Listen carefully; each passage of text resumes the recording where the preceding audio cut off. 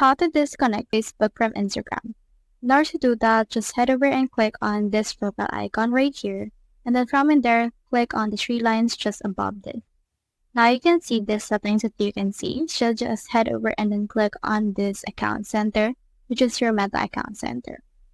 Now as you can see, this will open this one. You can click on your profiles right here, and then you can see that you have some accounts right here. As you can see, we have the Facebook right here. So if you want to disconnect one of them, you can click on that particular thing. And then you can see this Facebook that we have right here. Now you can also click on this add accounts in order to add more, but you can also head over and then remove connected experiences. In order to disconnect, click on this sharing across profiles and then just select the Facebook.